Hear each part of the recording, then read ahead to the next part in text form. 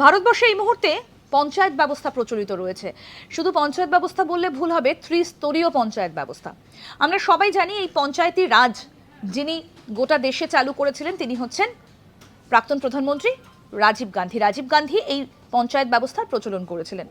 বলতে পারেন যে কোন রাজ্যে প্রথম এই পঞ্চায়েত ব্যবস্থা চালু হয়েছিল এবং কত সাল নাগাদ?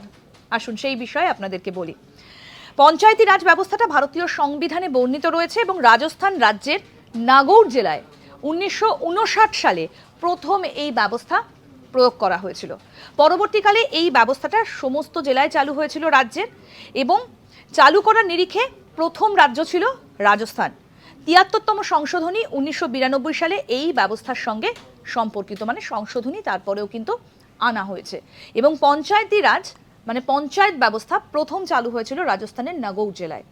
আর চালু করেছিলেন কে পঞ্চায়েত রাজ? তিনি হচ্ছেন তৎকালীন প্রধানমন্ত্রী রাজীব গান্ধী। এরকম আরও অনেক অজানা আপডেট পেতে দেখতে থাকুন আজ তাক বাংলার ইউটিউব চ্যানেল।